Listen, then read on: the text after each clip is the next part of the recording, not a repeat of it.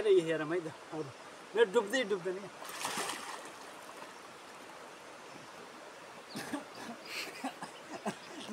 नाकमा पानी गयो क्या।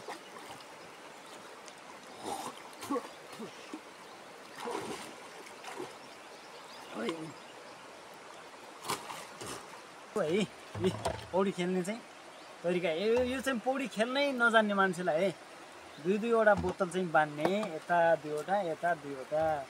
बोतल जता पनि पाइन्छ। हामीले यो प्लास्टिकको डोरी बनाएका छौँ होइन, केही नपाएकोले अब चाहिँ यसलाई चाहिँ पौडी कसरी यसबाट चाहिँ कसरी पौडी खेल्नै नजान्ने मान्छे चाहिँ कसरी सुरक्षित हुन सकिन्छ, कसरी सिक्न सकिन्छ भन्ने कुरा सिकाउन गइरहेको छु।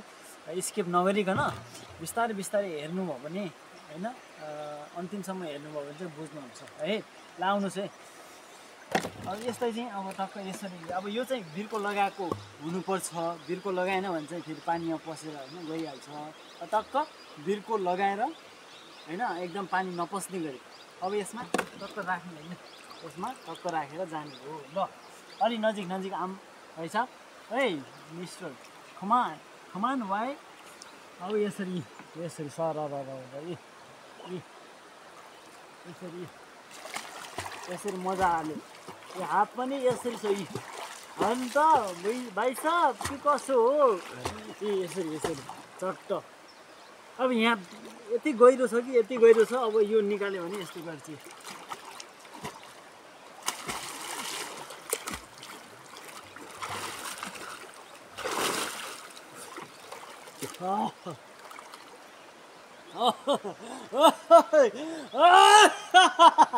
आइकाट मैले त्यसका बाजे।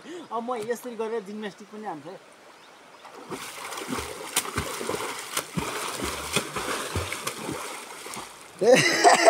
जिम्नास्टिक डुब्दैन डुब्दैन त यार। यो अनि कहाँबाट जिम्नास्टिक हान्ने हो र यार, त्यस्तो हुन्छ क्या। त्यही भएर यो चाहिँ अनिवार्य चाहिन्छ होइन। अब पौडी खेल्न नआउने मलाई चाहिँ पौडी खेल्न आइहाल्छ होइन। यसलाई यसरी राखेर यो हेरौँ है त। मेरो डुब्दै डुब्दैन क्या।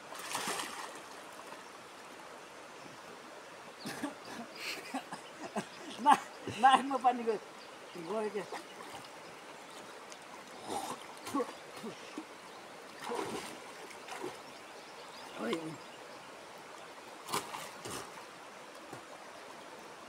यो बोतलको सहायताले यस्तो गर्न सकिन्छ कि कति फाइदा यी कति फाइदा। अब पौडी खेल्नै नजान्ने मान्छे पनि यो बोतलको सहायताले यसरी खेल्ने हो साथीहरू होइन। अब यसमा घोडा पनि चढ्न सक्यो।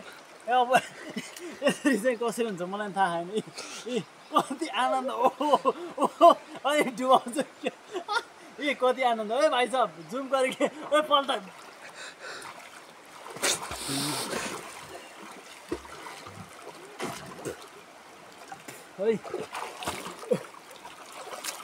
यस्तो मजा हुन्छ हेर्नुहोस्। त्यही भएर पौडी खेल्नै नआए पनि अझै हजुरहरूलाई होइन के भन्छ ए बगाए त यार के हो यो त फुस्के।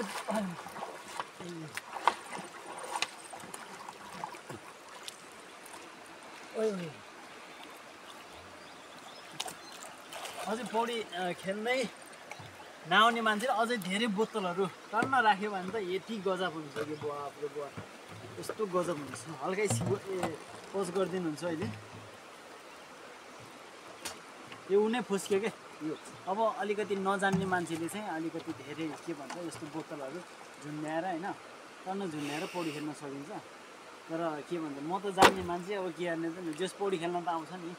त्यही भएर अब यसलाई अलिकति अझै लामो गरायो भने नि यति गजब हुन्छ कि यो यस्तो दामी हुन्छ कि यो फुस्किन दिन चाहिँ भएन है। यति आनन्द हुन्छ कि टक्क सोफामा बसे जस्तो मस्त होइन एकदम बिन्दास हुन्छ क्या। अब यस्तो खासै मान्छेहरूले प्रयोगै गर्दैन। अलि नजिक आउनु त।